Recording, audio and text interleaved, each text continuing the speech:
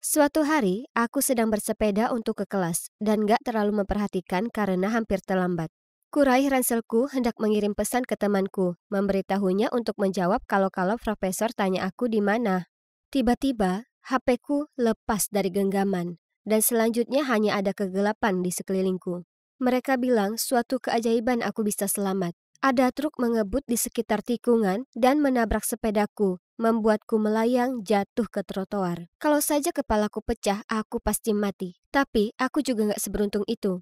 Tulang belakangku terluka parah, aku gak akan pernah bisa jalan lagi. Aku berusaha, bersyukur masih bisa hidup. Tapi berada di kursi roda sangatlah berat. Aku benar-benar lumpuh dari pinggang ke bawah. Jadi orang tuaku harus melakukan semuanya untukku. Untuk pertama kalinya ibu harus memandikanku, aku hanya terbaring di sana dan menangis. Aku berumur 20 tahun dan disinilah aku seperti bayi lagi. Itu sungguh memalukan dan aku bisa lihat bagaimana ini mempengaruhi kedua orang tuaku. Ibu harus keluar dari pekerjaannya untuk merawatku, tapi dia merana. Suatu hari aku sudah gak tahan lagi dan memohon padanya untuk kembali bekerja dan menyewa saja perawat profesional untuk merawatku. Mereka memasang iklan online, tapi butuh beberapa hari sampai akhirnya ada yang melamar. Dan satu-satunya yang melamar adalah pria muda bernama Jason yang gak berpengalaman. Ibuku mempekerjakannya saja, karena kata ibu, dia kelihatannya antusias menjadi perawat.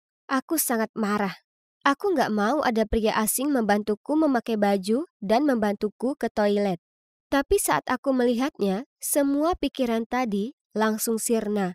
Dia sangat tampan. Aku gak percaya ini. Aku hampir gak bisa melihatnya tanpa tersipu malu. Aku langsung tahu kalau kami bakalan akrab dan dia cuma perlu menutup mata kapanpun aku perlu menggunakan toilet.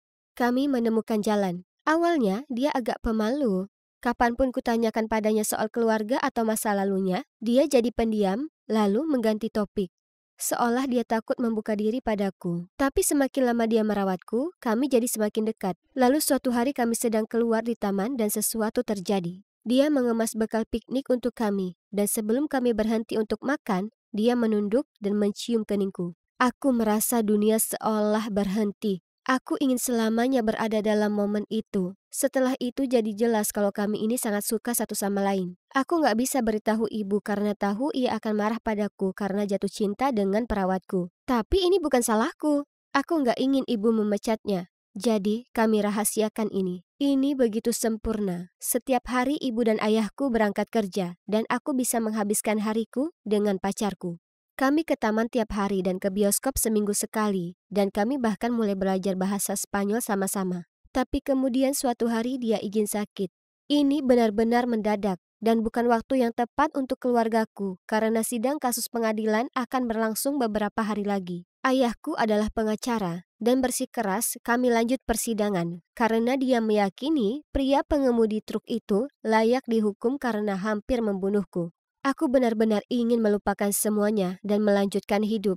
Tapi aku tahu nggak ada gunanya berdebat dengan ayah. Jason masih sakit di hari pengadilan itu, dan aku terus mengiriminya pesan memintanya hadir di sana untukku.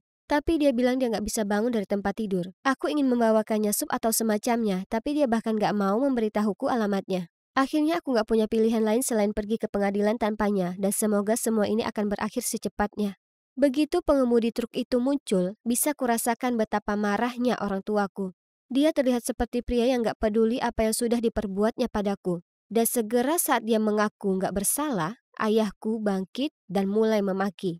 Aku sangat malu dan hakim meminta jeda istirahat sebelum giliranku berdiri dan bersaksi. Aku keluar dari sana sambil menangis. Yang kuinginkan hanya bertemu Jason, dan aku gak tahu kalau harapanku ini akan terkabul. Aku keluar untuk cari udara segar dan kudorong kursiku cepat sampai hampir menabrak seseorang. Saat aku mendongak ke atas, kusadari itu Jason. Aku senang sekali melihatnya, aku hampir menangis. Tapi dia gak terlihat senang melihatku, malah wajahnya memerah. Kukira kamu sakit. Aku bertanya padanya dan sebelum dia bisa menjawab, seorang wanita muncul dari belakangku dan berkata, Jason, ayahmu butuh kamu di dalam sana, ayo nak. Aku gak mengerti. Aku tanya Jason apa yang terjadi, lalu wanita itu melihatku dan berkata, bagaimana bisa kamu kenal anakku? Lalu ia kembali berjalan masuk.